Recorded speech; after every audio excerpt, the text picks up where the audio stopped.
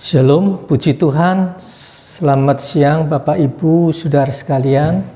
Kembali kita bersama-sama berada dalam acara ministry, kategorial ministry Komisi Perempuan GPPS Sawahan. Sebelum saya menyampaikan firman Tuhan, saya akan berdoa terlebih dahulu.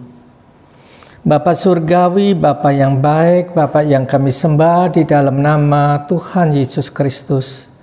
Sungguh Tuhan, hati kami penuh ucapan syukur karena kami merasakan kebaikan Tuhan. Kalau kami ada sebagaimana kami ada, ini semata-mata karena kasih kemurahan Tuhan.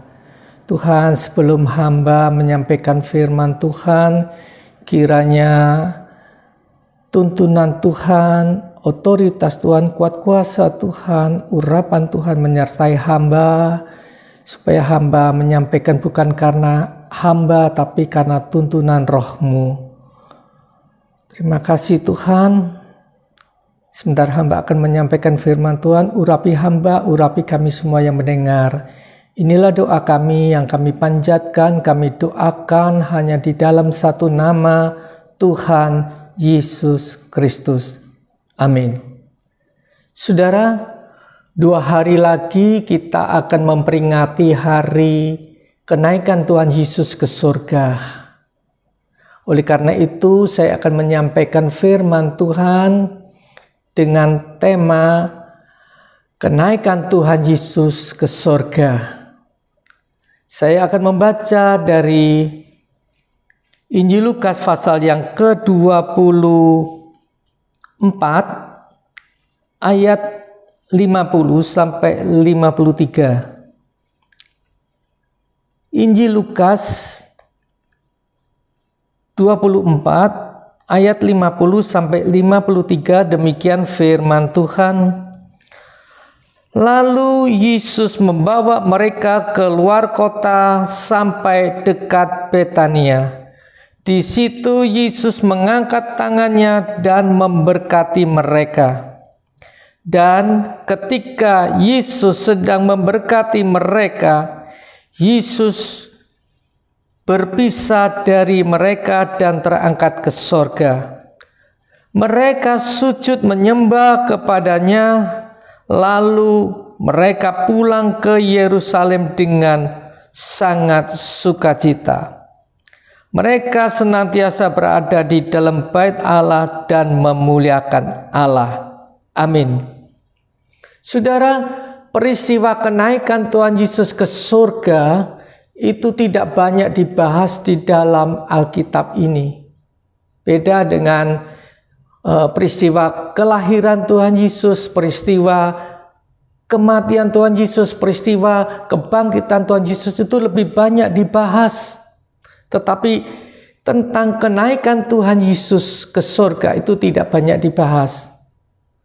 Tetapi peristiwa kenaikan Tuhan Yesus ke surga itu merupakan serangkaian perjalanan kehidupan Tuhan Yesus ketika Tuhan Yesus berada di muka bumi ini. Jadi itu satu serangkaian dari perjalanan kehidupan Tuhan. Saudara, saya akan membahas ayat demi ayat. Saya akan membaca di ayat yang ke-50, dikatakan demikian. Lalu Yesus membawa mereka keluar kota sampai dekat Betania. Saudara, saya mau bertanya, mengapa Tuhan Yesus membawa mereka keluar kota? Saya sempat berpikir, loh Tuhan, mengapa Tuhan kok mengajak murid-muridnya keluar kota, baru Tuhan naik ke surga? Kok tidak di dalam kota? Kan bisa disaksikan banyak orang. Kok Tuhan Yesus mengajak murid-muridnya keluar kota dekat Betania? Kalau saya melihat peta, Betania itu dekat Bukit Zaitun dan tidak jauh dari Yerusalem. Setelah saya merenungkan, ternyata di sini ada 3 alasan. Ada 3 alasan mengapa Tuhan Yesus mengajak murid-muridnya keluar kota sebelum Tuhan terangkat ke sorga. Alasan yang pertama, di sini Tuhan akan memilih, akan memilah, dan akan memisahkan murid-muridnya dari orang banyak. 1 Petrus pasal 2 ayat 9.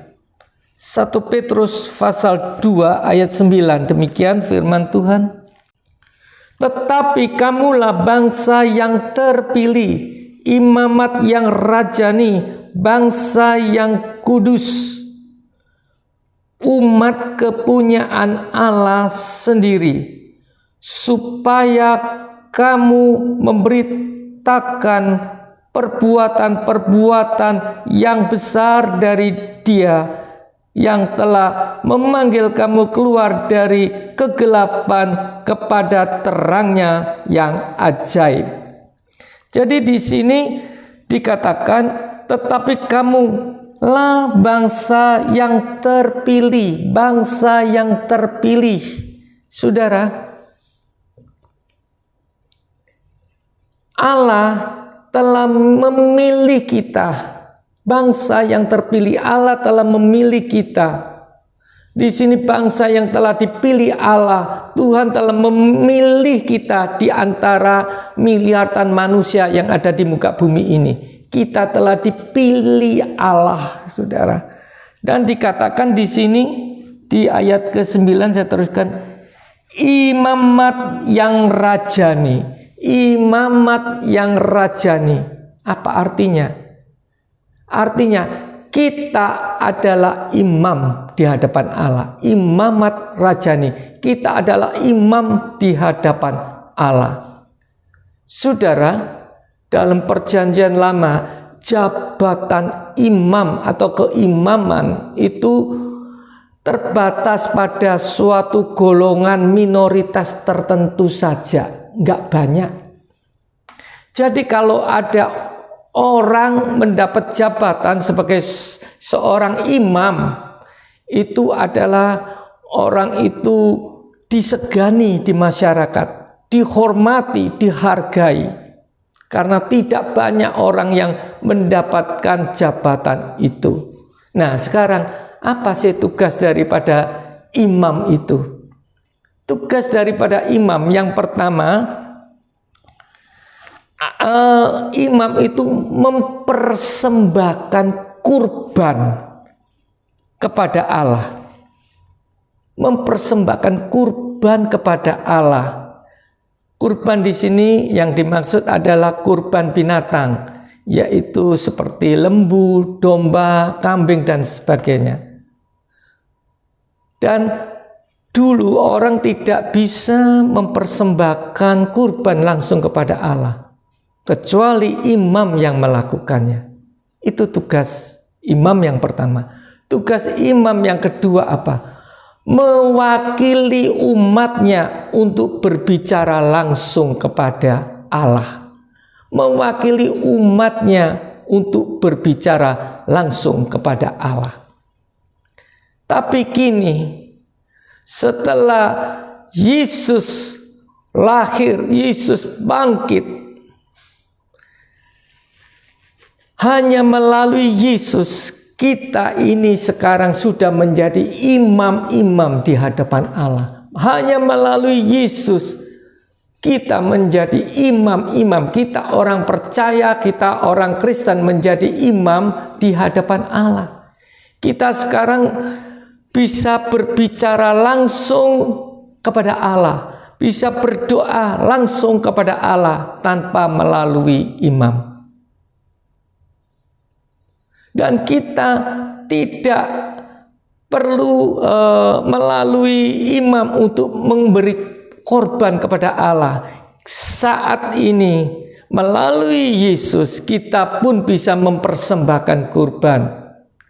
Kurban yang di sini yang dimaksud adalah persembahkanlah tubuhmu, persembahkanlah jiwamu, persembahkanlah rohmu hanya untuk kemuliaan nama Tuhan. Jadi di sini dikatakan imamat rajani, artinya apa? Artinya kita orang percaya adalah imam-imam di hadapan Allah. Itu yang dipilih. Sekarang masuk yang dipilah. Bangsa yang kudus, umat kepunyaan Allah sendiri. Setelah kita dipilih, sekarang kita dipilah-pilah. Dikatakan di sini bangsa yang kudus, umat kepunyaan Allah sendiri. Seluruh manusia adalah umat Allah, tetapi kita dikatakan kita umat kepunyaan Allah sendiri. Arti kepunyaan itu adalah milik. Jadi kita itu milik Allah sendiri. Dari sekian orang yang sudah dipilih, kita tuh dipilah-pilah umat kepunyaan Allah sendiri atau milik Allah sendiri. Bukankah kita adalah anak-anak Allah yang berhak menerima ahli waris dari Allah? Itu loh, luar biasa Allah kita. Sudah kita dipilih, kita dipilah-pilah, dan kita masuk dipisahkan. Saya lanjut ayat ke-9 dari 1 Petrus pasal yang kedua. Dikatakan demikian, supaya kamu memberitakan perbuatan-perbuatan yang besar dari Dia, dari Tuhan, yang telah memanggil kamu keluar dari kegelapan kepada terangnya yang ajaib. Jadi dikatakan kita itu dipisahkan dari kegelapan keluar kepada terangnya yang ajaib. Ini loh alasan pertama mengapa Tuhan Yesus membawa murid-muridnya keluar kota sebelum naik ke surga. Karena Tuhan ingin memilih kita, memilah-milah kita, dan memisahkan kita dari kegelapan pada terangnya yang ajaib. Itu alasan yang pertama mengapa Tuhan membawa murid-muridnya keluar kota sebelum Tuhan terangkat ke surga. Sekarang kita masuk pada alasan yang kedua. Kembali lagi kepada Lukas pasal 24 ayat ke-50 dikatakan, di situ Tuhan mengangkat tangannya dan memberkati mereka. Di ayat ke-50 bagian B. Di situ Tuhan mengangkat tangannya dan memberkati mereka. Alasan yang kedua mengapa Tuhan Yesus membawa murid-muridnya keluar kota sebelum naik ke surga. Tuhan akan memberkati murid-muridnya. Tuhan akan memberkati murid-muridnya. Saudara, kata berkat di sini dalam konteks ini, kalau kita lihat dalam bahasa aslinya Yunani adalah eulogia. Apa itu eulogia? Eulogia itu mempunyai 4 pengertian. 4 pengertian. Berkat itu dalam bahasa Yunani itu artinya eulogia itu ada 4 pengertian. Pengertian yang pertama di sini dikatakan suatu karunia ilahi yang menyebabkan pekerjaan kita berhasil. Itu pengertian eulogia yang pertama. Suatu karunia ilahi yang menyebabkan pekerjaan kita berhasil. Ulangan 28 ayat yang ke-3. Diberkatilah engkau di kota dan diberkatilah engkau di ladang. Ini firman Tuhan mengatakan, baik kita di kota maupun di ladang, Tuhan memberkati kita. Maka kalau kita dari GPPS biasanya berdoa, Tuhan keluar masuk, Tuhan lindungi, keluar masuk dalam berkat Tuhan. Itu pengertian yang pertama, suatu karunia ilahi yang menyebabkan pekerjaan kita berhasil. Yang pertama pengertian eulogia. Pengertian yang kedua apa? Kehadiran Allah bersama kita. Ini juga merupakan berkat kehadiran Allah bersama kita. Kejadian 26 ayat 3. Kejadian pasal 26 ayat 3 dikatakan, tinggallah di negeri ini sebagai orang asing, maka aku akan menyertai engkau dan memberkati engkau, sebab kepada mula dan kepada keturunan mula akan kuberikan seluruh negeri ini. Aku akan menepati sumpah yang telah kuiklarkan kepada Abraham ayahmu. Ini merupakan suatu berkat. Bukan saja berkat dalam pekerjaan kita diberkati, tapi penyertaan Allah. Ini adalah suatu berkat yang terkandung dalam arti eulogia itu.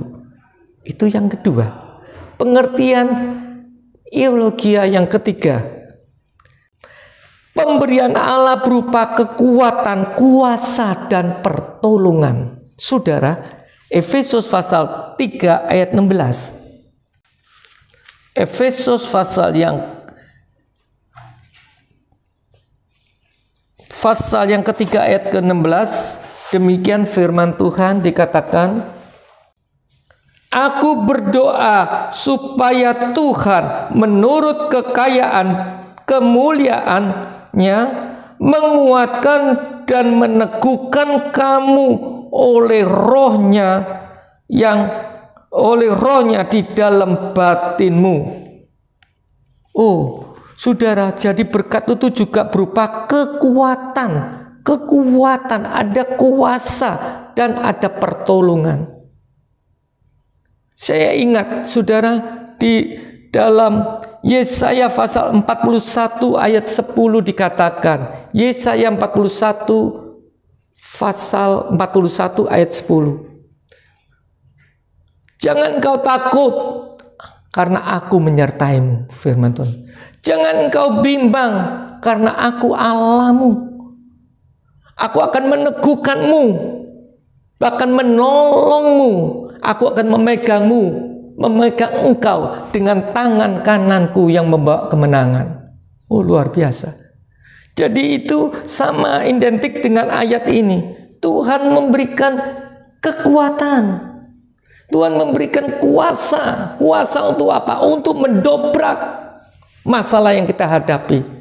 Setebal apapun masalahmu, seberat apapun persoalanmu, Tuhan memberikan kuasa untuk mendobrak supaya kita bisa tembus masuk dalam persoalan yang kita hadapi.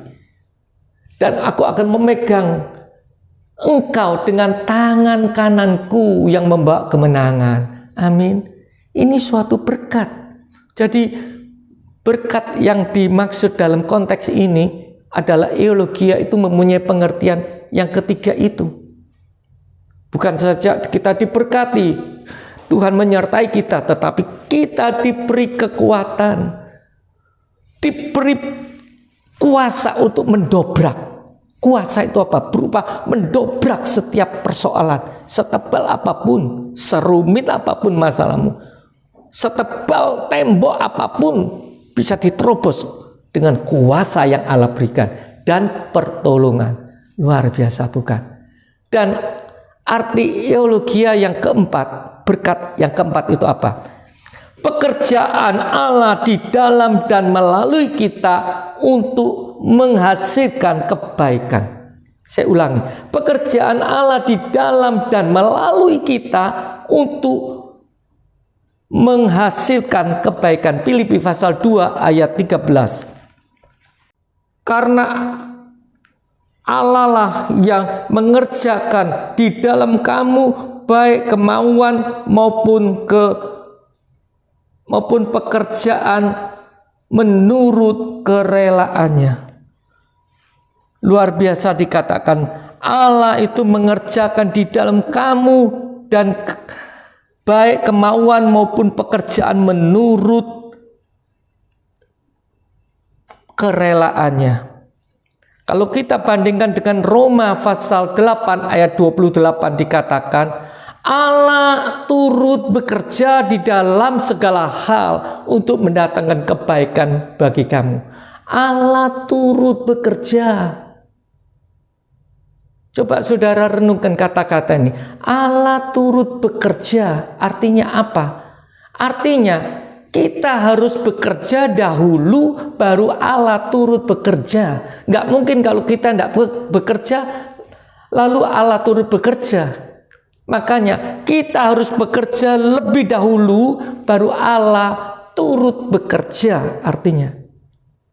Jadi lakukan bagian saudara terlebih dahulu baru Allah yang menggenapinya. Amin. Jadi kalau kita membaca ayat, kita renungkan.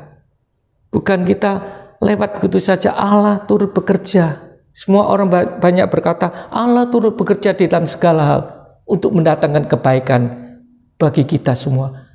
Bekerja dululah. Lakukan bagian saudara. Kalau kita sudah tidak mampu untuk mengatasinya, Allah yang menggenapinya, Allah yang menolong masalah saudara. Jadi di sini saya tidak memperpanjang, ada 4 arti eulogia berkat yang Tuhan berikan. Nah, sekarang timbul pertanyaan. Dikatakan di sini, ketika Tuhan sedang memberkati, Tuhan terangkat ke surga. Sedang memberkati. Saya berpikir, kok nggak amin dulu terus Tuhan naik ke surga? Kok sedang memberkati naik ke surga? Dan kalau saya ingat ketika Nabi Elia dan Elisa berjalan bersama-sama, berjalan sambil bercakap-cakap. Dikatakan firman Tuhan, tiba-tiba datanglah kereta berapi, bukan kereta api, kereta berapi menjemput Nabi Elia naik ke atas. Jadi hampir sama, sedang berjalan-jalan, sedang bercakap-cakap, terangkat. Tuhan Yesus sedang memberkati, terangkat. Apa artinya? Jadi kata sedang ini itu diikuti oleh suatu peristiwa yang tidak kita duga sebelumnya. Elisa tidak menduga, sedang berjalan, langsung Nabi Elia terangkat ke surga. Demikian juga ketika Yesus sedang memberkati, Tuhan terangkat. Saya ingat Kisah Para Rasul pasal 1 ayat ke-11. Coba saya baca sebentar. Kisah Para Rasul pasal 1 ayat 11 dikatakan demikian. Hai orang-orang Galilea, mengapa kamu berdiri melihat ke atas, ke langit?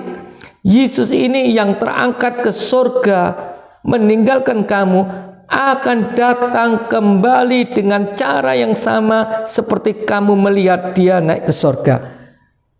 Kisah Para Rasul penulisnya juga sama, Lukas. Jadi di sini Tuhan yang terangkat ke surga itu akan datang dengan cara yang sama. Jadi saya ingat Tuhan akan datang sebagai pencuri. Jadi tidak ada orang yang tahu. Jadi sesuatu yang tiba-tiba. Oleh karena itu saudara, kapanpun Tuhan mau datang, kapanpun keadaan ini akan berakhir, tapi kami percaya kita tetap siap sedia menghadapi peristiwa itu. Kita tidak usah membingungkan kapan Tuhan Yesus datang, tapi dari tanda-tanda yang kita lihat, kita rasakan, kita alami saat ini, kita sudah mendapatkan sinyal bahwa kedatangan Tuhan itu dekat. Ayo, biarlah kita mempersiapkan diri, selalu hidup dalam kekudusan, selalu menjaga iman kita, persekutuan kita kepada Tuhan. Amin.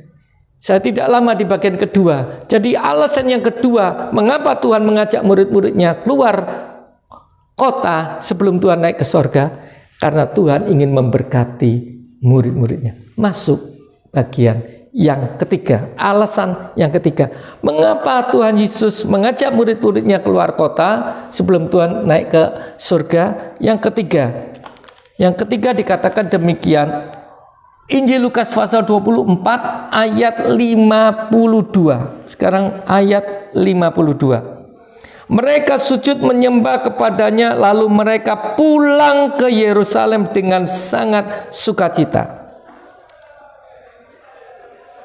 Saya ulangi, mereka sujud menyembah kepadanya, lalu mereka pulang ke Yerusalem. Mengapa mereka kok pulang ke Yerusalem?